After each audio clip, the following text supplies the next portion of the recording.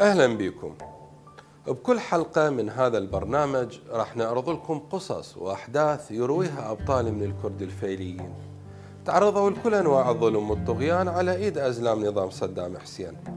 تعرضوا للتهجير القسري، تعرضوا لتغييب أخوتهم وأبنائهم، تعرضوا للتعذيب والترهيب، تعرضوا للسلب والنهب. هذا كله لأنهم كانوا كرد فيليين. كثير من عوائل الكرد الفيليين المهجرين قسريا في زمن نظام الطاغية صدام حسين بقوا في الجمهورية الإسلامية إلى يومنا هذا لسبب أو لآخر. لذلك سافرنا لطهران حتى نلتقي بهم ونلقي الضوء على بطولاتهم وتضحياتهم الكبيرة. بهذه المدينة الجميلة قضينا أيام نوثق تاريخ مأساة الكرد الفيليين عن لسانهم، فهم شهود على عصر مظلم وضحايا طاغية مجرم.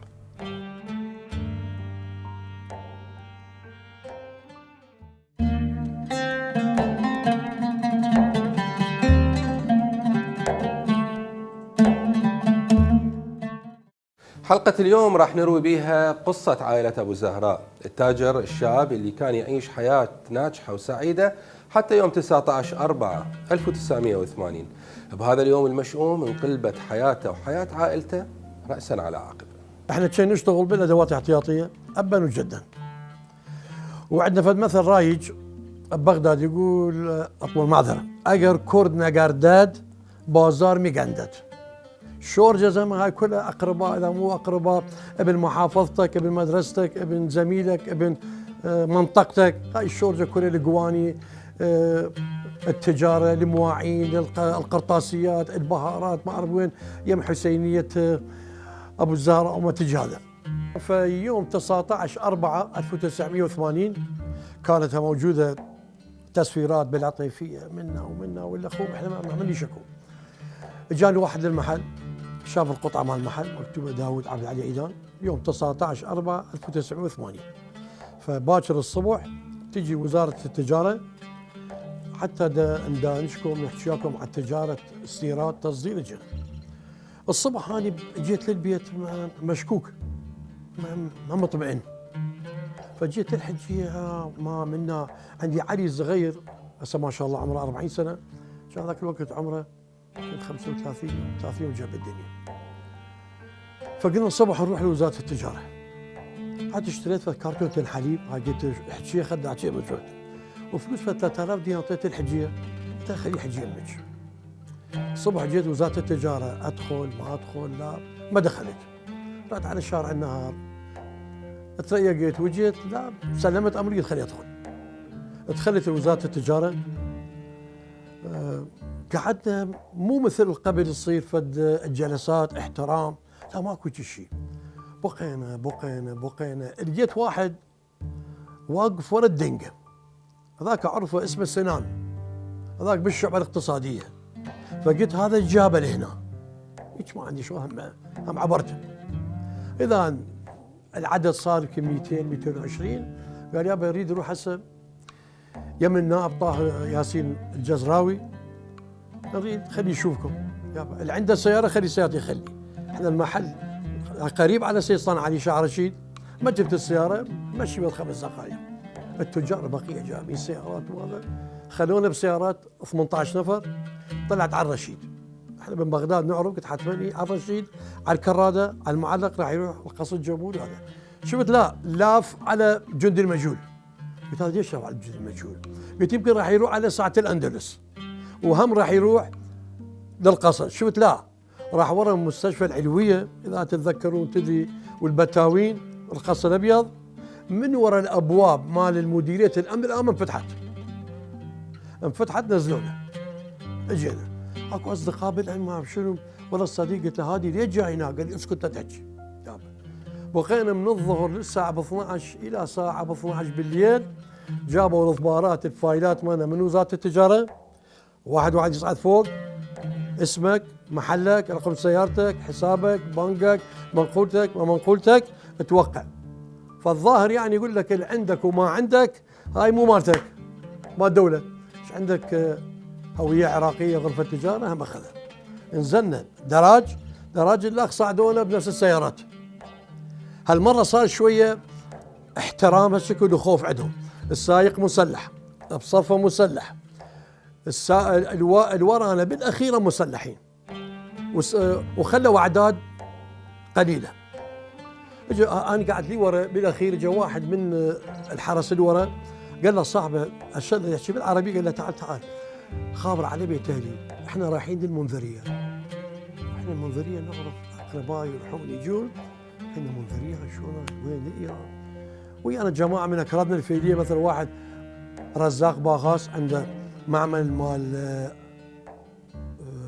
اصباغ 60 ابجد ذاك الوقت خربط. قال يابا خلينا نجيب جقاير هسه، خلينا نشوف هسه شو نسوي.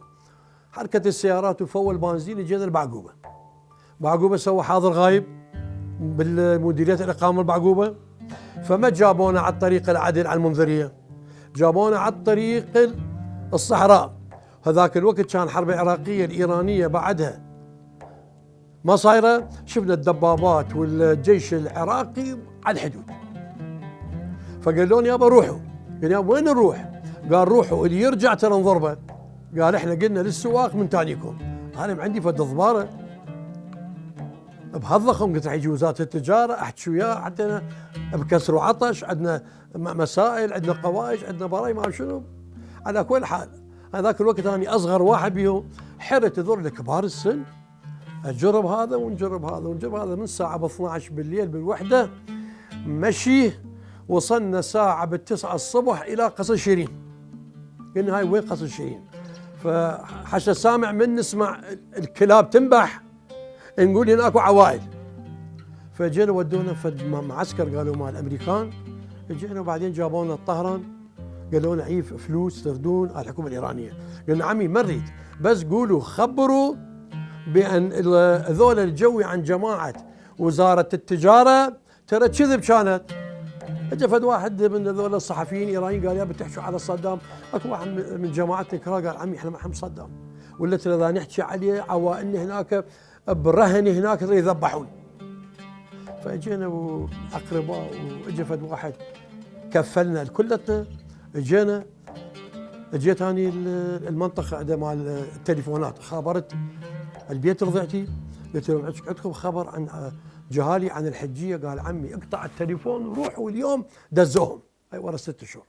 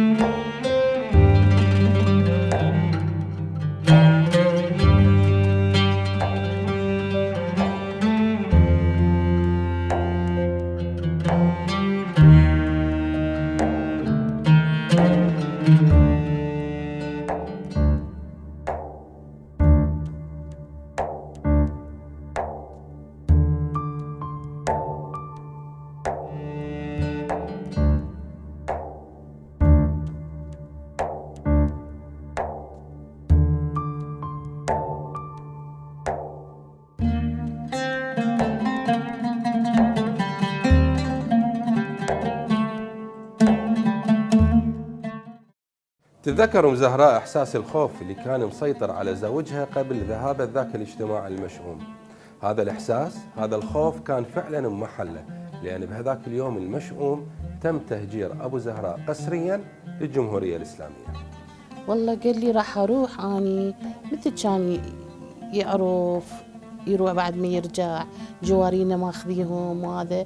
قال هذا فلوس خليه يمك، خاف للجهال شي، وهذا حليب اشتريت. وراح بعد ما اجانا ما عندنا خبر. اجى صديقه قال يابا ثاني يوم قال كلهم اخذوهم لا يظل بالكم، واحنا ما عندنا خبر بعد ما عده. وقال ما اعرف وين اخذوهم، ما اعرف. بعدين هو بعد ما عندنا خبر قال وين اخذوهم، عن ما سافرون احنا. احنا ما عندنا خبر منه. هي شكيت شكيت اني ما رحت اشتري فد كرتون حليب 2 العلي وعندي فلوس بالمحل جبت 3000 دينار. قلت له حجيه هاي خلي يمك والذهبات مالك حضريهن والبسيهن. كنت مشكوك، والمشكوك ما دخلت اني وزاره التجاره. اجيت الشارع النهار تمشيت ورحت واجيت بعدين اكو واحد عندنا علاقات مال شغل بالمحافظات وهذا، واكو واحد بالامن كان يعرفني حق المعرفه. قال الحجيه يعني وتسال منه بعدين قال خلص، قال داود خلص، قال خابص الدنيا ورايح الوزاره وجانا. قالوا والله لولا اسمه، قال اسوي وصله اسوي. هاي قال الحجيه مو الي. والله وايد من عندهم وماتوا من القهر وقعوا. مثلا اكبر تاجر ابو سرور اخوي يعرفه مثلا حجي قهرمان قمندار ابو اسماعيل، هذا اكبر تاجر بالعلاوي ويا بيت طبره، وعنده بيوت. واحد من بيوته باب النواس ناطي اجاره للسفاره الالمانيه. يعني اني لا شيء ويا ذاكم لا شيء. مثلا جوي من الناس قاموا يبيعون سجاير بالشارع، واي راحوا عمي صعبه بيوتك فيلاتك. هذا هسه اني مره انجنيت وهوايه هم جو راحوا للسفاره.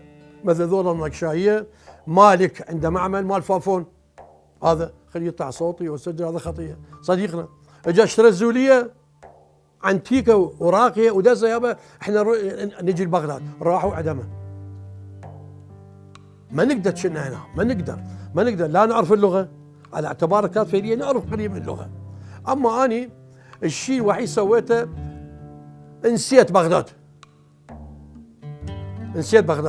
بالسنه 60 قبل 42 سنه.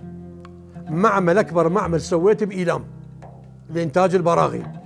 اما اني بن بغداد ما قدرت ابقى بايلام، والحمد لله والشكر فوق الشمال يجوز مو صحيح اني احكي واتكلم. قمت ابني اسوي فوق شمال الحمد لله والشكر. عندي 60,000 دينار برا جبت بيه ادوات احتياطيه، انطيت جبت للوزاره الزراعه والاصلاح الزراعي للعراق الايران. جبت من خارج جبت، يعني وقفت الاستيراد اماناتها كلها هناك، وبخت اشياء بخت هنا. السقوط صار شهر الرابع، اراوي لك هسه شهر الرابع. الشهر الخامس اني شهر واحد من السقوط اني 4 سيارات ثيلات داز ادوات احتياطيه مكان زراعيه الى صيصان علي، الى اصدقائي والى الحله والى اتعاون وياهم. يعني هم تعاونت وياهم تعاون هم من انا البغداد.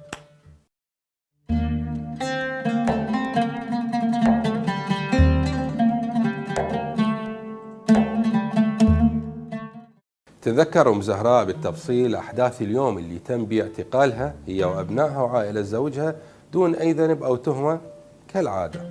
أحداث مؤلمة ومروعة، أحداث توضح مدى قسوة وسواد قلب أزلام النظام السابق على أبناء الكرد الفيليين.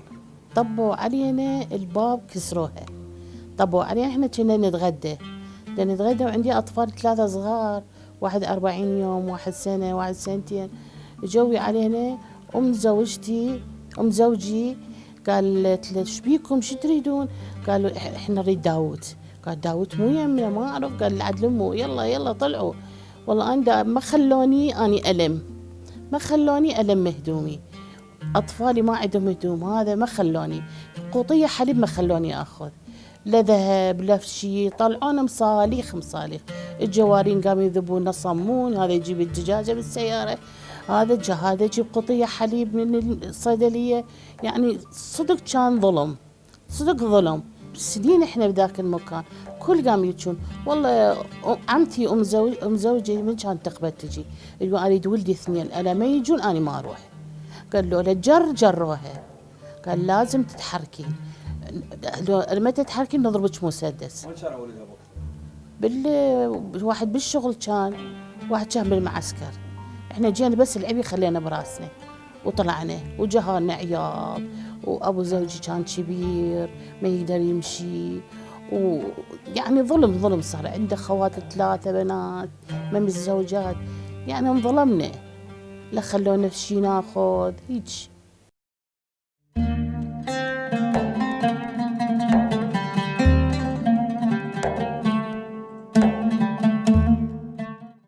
مهتم أبو زهراء بأمواله وأملاكه اللي انهبت، أما الوحيد كان عائلته اللي ما يعرف عنها أي شيء، عائلته اللي بقت وسط ذئاب ما ترحم.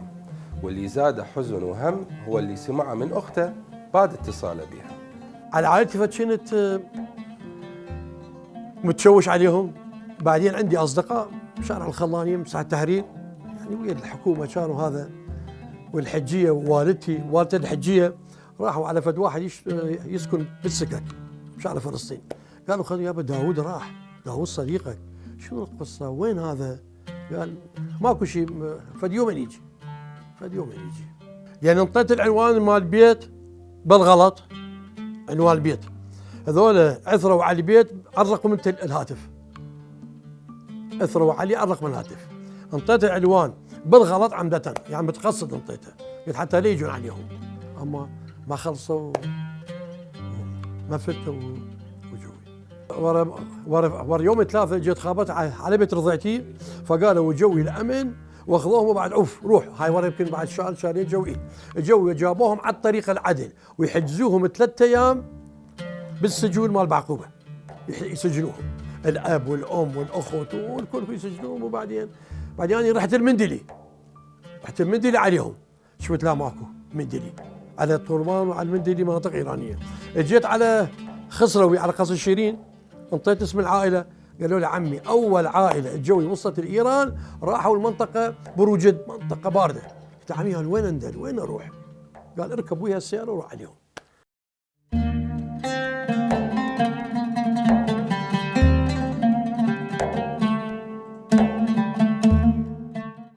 كانت أم زهراء مرعوبة وخايفة ومصدومة من المناظر الجاي تشوفها مديرية الأمن العامة. وفجأة سمعت أحد أفراد الأمن يصيح زوجة داوود منه. والله أول ما خذونا للأمن العامة، خذونا للأمن. قال قعدوا بالسيارة، قعدنا بالسيارة شفنا يطلعون هالشباب هذا شادين بحبل برقبتهم. قلت هاي شنو بحبل برقبتهم؟ قالوا هيش لا تحكي. اجا واحد بالسيارة قال زوجة داوود منو؟ أنا قلت أني. بعدين يقول والله فلت من إيدي أنا، لو موجود كان رميناه رمي. إحنا ما ندري كان كردي هذا، لو ندري كردي كان رميناه. بعد هيك خذونا للمنذرية، خذونا الخانة المنذرية وخلونا فد مكان مثل التشينكو حديد هذا. أسبوع كامل الجهال يبجون، لا مي اكو، لا حمامات، لا شيء. هيك انظلمنا. لا هدوم عندي كان، لا شيء البسهم. قمنا شو نسوي؟ الحج ابو قام يشك بالدشداشات مالته، والله العظيم حفاظات نسوي.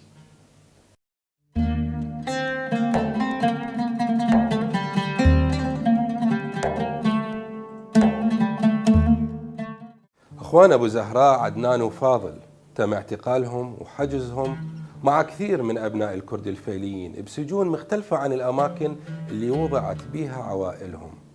فرقوهم عن اقرب الناس الهم، ابعدوهم وغيبوهم. اخذوهم نقرة سلمانودة، كان عندهم لقاء، كانت اخته تروح بعد منعوها ما كانت تروح. والدتي كانت تروح وياها، كان يخلوها. حكيت عليهم هذا يفرفع هذا يبكي، يقول خبر من اهلنا ما تعرفون شنو هذا، يقول احنا شنو بذنبنا، كان بس يبكون، يقول متأذين كانوا. انا اخوتي 2 النظام البائد خلاهم بالتيزاب خلاهم، على اعتبار اخويا شويه كان نشط شاب. الحمد لله وشكر عندي 3 سيارات، ذاك وقت سيارتي واحده اعطيت لاخوي يروح المعسكر، كان بالقوات الخاصه، الامر ماله ياخذ هذا، فيسوي مظاهره اخويا عدنان، فيكسر الباب مال السجون، يسوون اعتصام مظاهرات يسوون، يجون عليهم الحرس وهذا كل يوم اوقفوا. شكو يابا، يقول يابا احنا اذا ايرانيين دزونا ورا اهلنا، مو ايرانيين دزونا خلينا نكمل الخدمه هاي مالتنا. اكو قسم انهزموا على الشمال الجوي، هذول قالوا لا احنا ما عندكم شغل وياكم، حوالي معروفه 20,000 15,000 من هذول الاكراد الفيليه، خلاهم 3 من اخوته محمود هاشمي ويا اخوتي 2. بعد احنا ما شفنا يا تاريخ 80 81 82 الذي خلاهم بالتيزاب اللي قالوا ماكو اثر. ما ندري وين اخذوهم، ما ندري وين اخذوهم وين جابوهم، الى ان صار السقوط راحوا طلعوا فايلات وسووا. مثلا ابن اختي خلي هذا يعني خلي احكيها بشهامه، ابن اختي خليل ابوه اكبر تاجر مال قواني، فسمع خاله يعني اني سفره، فيجي صوره مال صدام موجوده، سلاح يجي من ابوه من السيمانيه، يطلع يرمي الصوره مال صدام من فوق اللي جوا، يجون عليه يلزموه، يجي واحد عقيد مال نقيب يقتل العقيد، ينهزم الاربيل السليمانيه، قاتل اخي يروح هناك اتصور هم يقتل فد نقيب، بعدين يروح ويا الفرسان وهم حيله يسوون عليهم تعالوا يعفوا عنكم.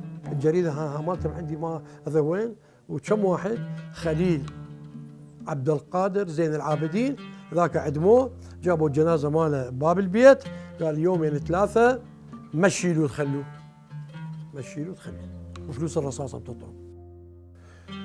خليل عمره ذاك الوقت 25 سنه كذا، صار 28 سنه، ما شاء الله راسي يطخ بتسوي يعني الشجاعه اللي عنده راح لوجه الله تعالى شهيد. اما الصوره وقت صدام يجيبوا سلاح ويجيبوا نور الصوره مع صدام من فوق يجيبوا.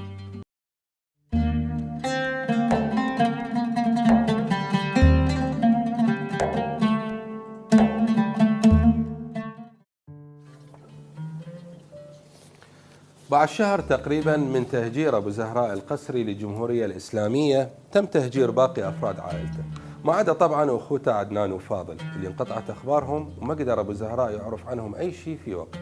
شنو هذا هنا خالينا فد مكان، قولوا لنا وين نروح وين هذا، كان يقول والله ندزكم لعمامكم. قلنا عمامنا منو؟ ما عندنا عمام هنا، وين يا عمامنا؟ قال عمامكم يم خميني. والله مشينا من خانقي، مشينا مشي واطفال صغار يبكون، نقعد ونقوم نقعد ونقوم، هاي بعد من تعب.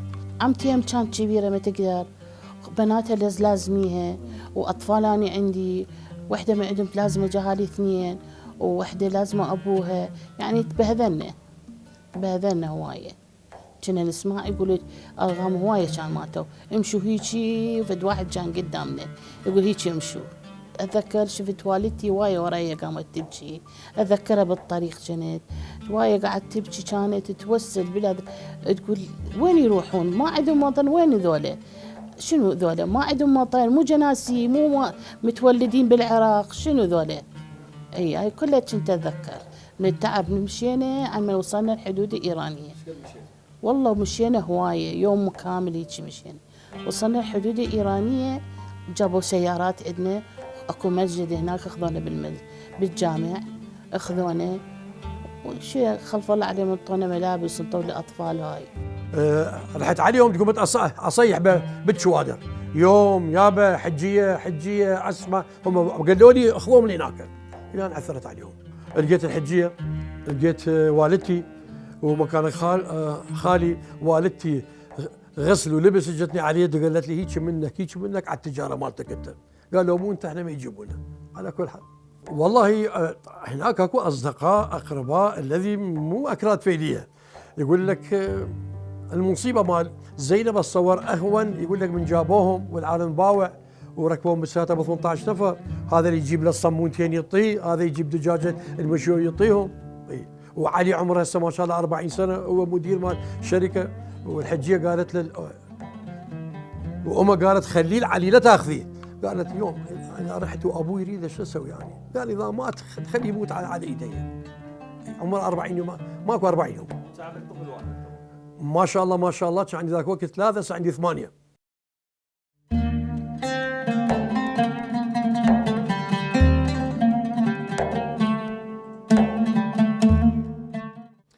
إحساس صعب وحزن كبير يمر به الأب والأم من يفقدون أبنائهم، لكن الإحساس الأصعب والحزن الأكبر من يكون مصير أبنائهم مجهول، ما يعرفون بيهم إذا كانوا أحياء أو أموات. ينتظروهم بكل يوم، مع كل دقة باب، مع كل صوت خطوة يقترب من البيت.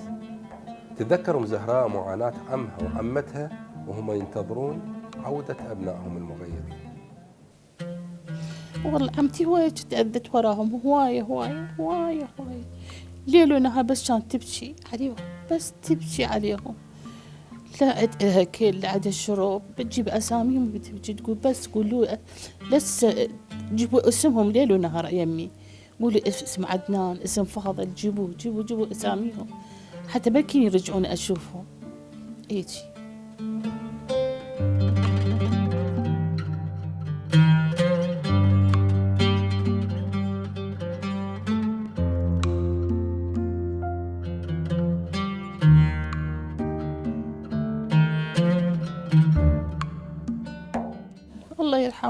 الله يرحمهم جنات. كان ابني يحبه، هذا يشيله ياخذ برا يشتري له، كان عمره 2 سنين، وكانوا يحبون جهاري هواية، بس أخوهم كان متزوج وايد يحبوه. ليل ونهار كان بحضنهم يبوسوهم يشترون شيء.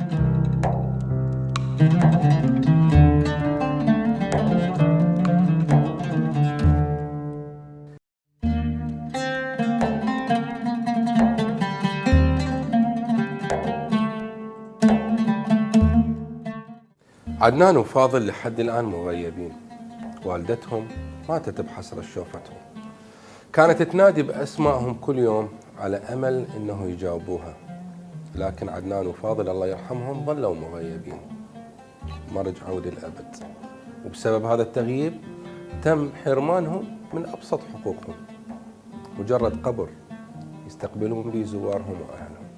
أصلا لا جسم عندنا، لا أثر عندنا، لا شيء واحد يرتاح عنده أثر، ما عندنا أثر. إحنا متمنين بس أخوته نشوف، ما نريد هيك. عمتي ماتت من قهر من ولدها، أبوه توفى من قهر ولده، بس ليل ونهار كانوا يبكون عليهم، ليل ونهار.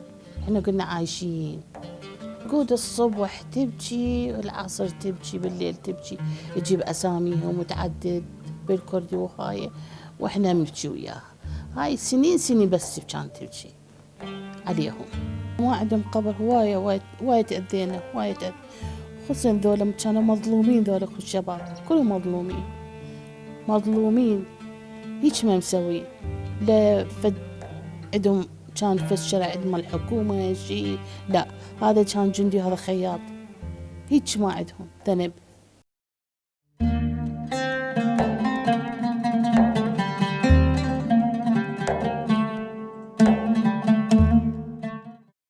غصة ما زال يحس بيها أبو زهراء لما يتذكر ويتحدث عن أخوته الشهداء. غصة تخلي الأحرف أثقل من الجبال، لا تنبلع ولا ترضى تطلع. غصة ما يحس بيها إلا أبو زهراء وأمثاله من الكرد الفيليين اللي عاشوا شتى أنواع الظلم والحيف والقهر وتفريقهم عن أهلهم وحرمانهم من أحبابهم. السبب صار الكل يعرف. أول هسه قمت أرجف ما أعرف شو أقول، بكت أقول يا ريت أشوف الحذاء مال البسطاء، يقول البسطاء كنت أشوف يا ريت. يعني شاب وما ذاك الوقت عمره مواليد 57 شايفه بحياته شو مسوي سياسي، لا شو مسوي ما أقدر أحكي. شو أقول شو أقول ما أقدر. أمي راحت من وراهم، أبوي راح من وراهم، شباب عمره جنون. يروج وتنبوغا كم بقري ريقري قريد خدا كريمة وترولا يعقوب النبي دوانزه كرداشت يا يوسف قم کرد إقرا لفراق قريس چوالي كوربي توجد من نقري ملعي دار الدنيا خدا هي كر داپم واتم وقتی پیر دو چو دسمه هوری و تنو دالگ دیدو باوگم اقرا گریز کوربی کفتبان جی و چوال کورو چوال که جار ترک براغم بینی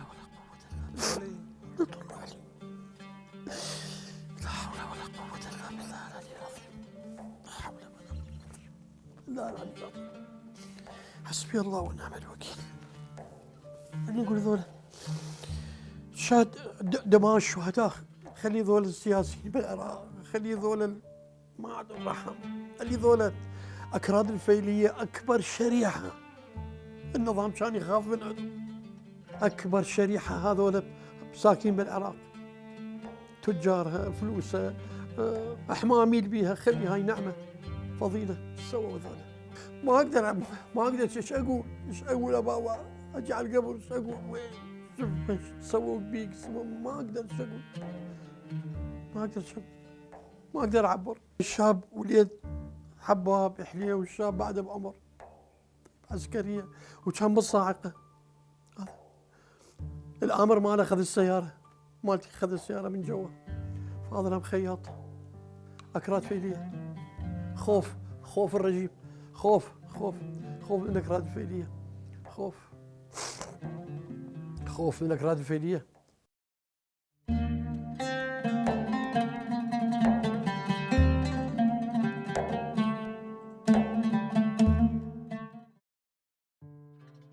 أبو زهراء لحد الآن مظلوم، حقوقه ما زالت مسلوبة أو بالأحرى مغتصبة.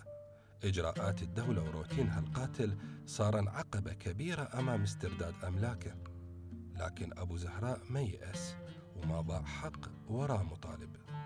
مثل هذا عندي 3 عقارات، والكتب هاي مالها موجودة، هاي تاريخها مال الجدود، وهذا هم كتابا من الحشد.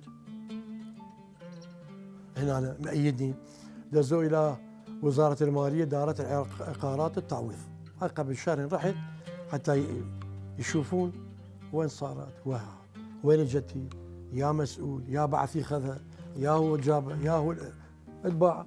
مثلا ذاك الوقت كان فلس حسب بغداد، ما عندنا فلس، العملة بالفلس، عندنا فلس. هسه مثلا هنا موجود 7 دنانير و250 فلس جرد المحل، 80 سفرت، 81 يجردون المحل. فسألت أبو المالية قلت له عمي عندي هاي بيت و7 غرف بيه وكل اثاث وتاجر ابن تاجر. وين غراض شنو سيارتي وين؟ قال عمي.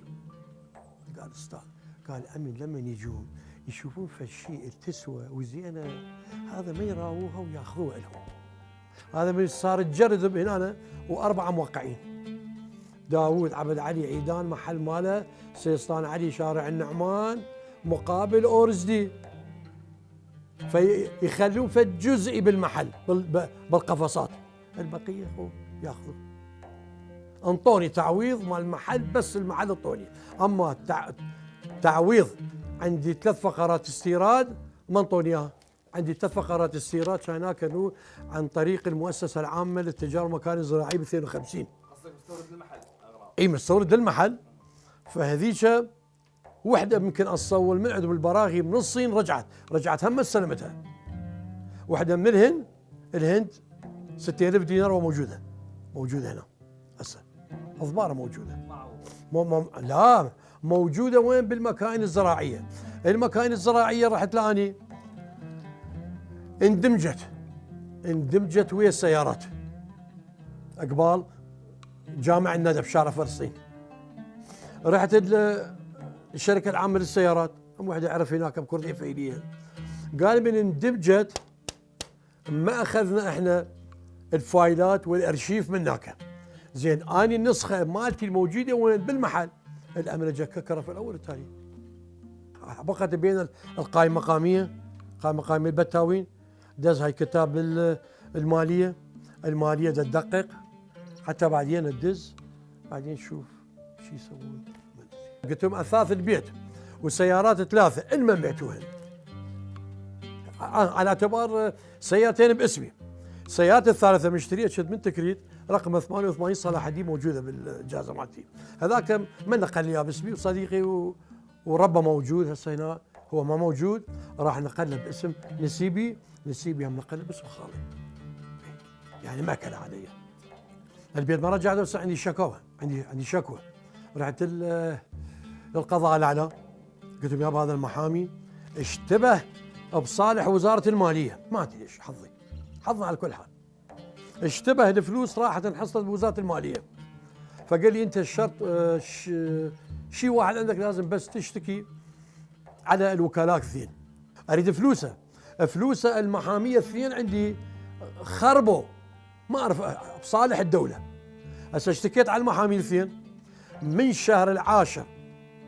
هاي عندي الوصولات ماله هنا. من شهر العاشر اشتكيت جيت قال لي تعال شهر الواحد السنه الميلاديه. شهر الواحد قال لي تعال شهر الثالث.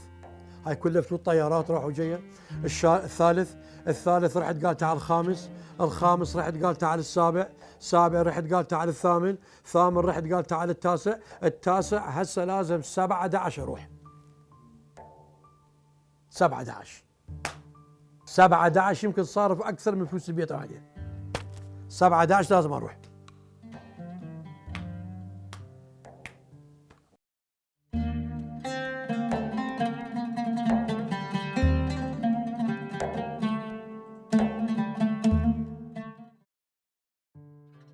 معاناة الكرد الفيليين ما زالت مستمرة. الظلم والقهر ما فارقهم اليوم. وصل الأمر بأم زهراء تقول ما عندنا وطن. اي والله مظلومين، ما عندهم وطن. نريد حقوقنا يرجع. احنا متولدين بالعراق، مو غير مكان متولدين. والله عراقيين من أطفال. احنا عندنا جناسي عراقية متولدين بالعراق. 100% ما عندنا اتحاد، ما عندنا 100%. ما يخلي هذا واحد شافه كردي فيدي الشاطر اجى سوى هذا وما يخلي هذا. لا هو وياكم متحدين، هو وياكم جيب لي. ما نطوا الشهداء، ما خدموا البلد، ما شالوا التجار، ما يدفعون الضريبه، ما عندهم عوائل، ما معروفين بكل العراق.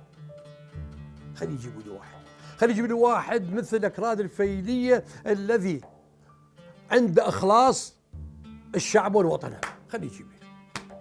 أنا شاب كذي مو قد يعني شاب كذي خلي يجوز مو هسه اتذكر مع ماله احنا منطقتنا باب الشيخ والاكراد الفيليه فمن صار الانقلاب على عبد الكريم قاسم الله يرحمه، اجى وصفي طاهر مع اخت عبد الكريم قاسم الكراد الفيليه قالوا انطونا سلاح خلينا نحارب. اخته ما قبلت، اخت عبد الكريم قاسم ما قبلت. ام عبد الكريم قاسم من الصوير كرديه فيليه امه، ابوه من الصيره.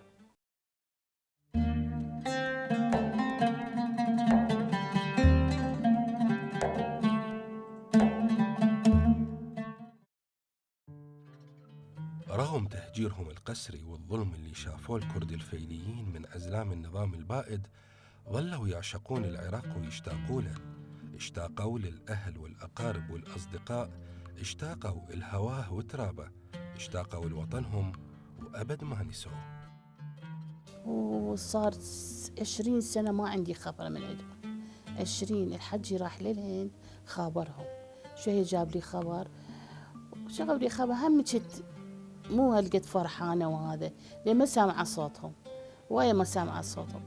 تأذيت عن من هذا صدام راح وشافوفنا واحد الآخر. اي صار بينا هلاهي للبيت ولا هذا، قلت اروح اشوف اهلنا. بعدين جتي والدتي خابرتني ذاك الساعة، قلت لها منو؟ قال والدتك. قلت لها شو عرفتي رقم الحجي منطيهم التليفون؟ قالت حسين راح. ما كانت تقول حسين راح خلصنا. أول سفرة أني طبيت للعراق، أول سفرة طبيت للعراق. هم منتظرين كانوا على طريق مهران، منتظريني أجي. يعني شوفتنا شو تقول كله بكي وحزن. وسووا خرفان جابوا ذبحة وهلاهيل وهذا عبالك يقول جاي من مكة. الى ان توفت بزمان صدام رحم الله على روح امواتكم، قالت اذا انا اموت لازم تاخذني للمقبره مالتنا بالسرداب بالنجف عندنا. قالت هنا ماري حافيه ما اروح. يوم الله يخليك هسه وقت صدام اني شو تخليني خطيه بركبتنا، الله يخليك تراجعي، الله يخليك. تراجعت يعني ذاك لحد ذاك الوقت تقول اذا يقول روح لبغداد تروح حافي قدمين لبغداد. انا منه ما اقدر. متولدين هاك الصبح نتريق 3 اشكال، كاهي والكبه وما اعرف وين، يم جاسم يم الحيدري وبالمحل وطالعين ونجي ورايحين. بعدين شفت لا ماكو فايده، اطفال حملي ثقيل، فقلت انسى بغداد. فعندنا اكو حديقه بارك ملات مسرور، هذول العراقيين هنجي نسولف. يوم نروح الاذاعه مال مارتوغالا نحكي ونسوي. شفنا هاي ما يداوي وما يفيد، فلازم اطلع من ايران. الحجي قالت خليه يروح الكويت. قال لا حجي احنا هم باكر عقبه يلزموني اخذنا. يقول تم ايراني انت وكردي. فالله يخليهم، الله ما عندنا شغل.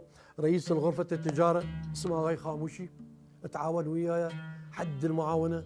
وزاره الداخليه تعاونت وياي، وزاره التجاره تعاونوا وياي، خلوني اجيب بضاعه مالتي لي انا، منحوني هويه الاستيراد مو هويه وحده. بعدين اراويك تاخذ تصوير 4 5 هويات استيراد ايراني الحمد لله تكون عندي هويه الدوليه، عندي هويه ايران واكو، عندي هويه باكستان، عندي هويه ماليزيا والحمد لله والشكر.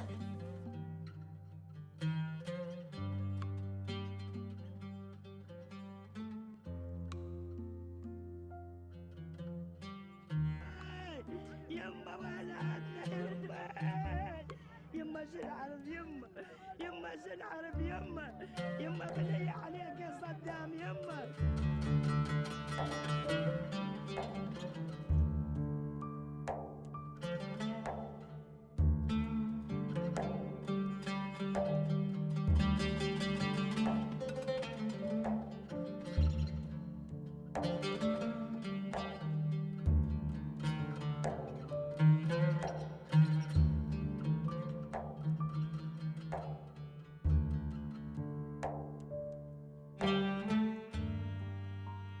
انتهت حلقتنا لهذا اليوم، لكن معاناة الكرد الفيليين لم تنتهي بعد. إلى اللقاء.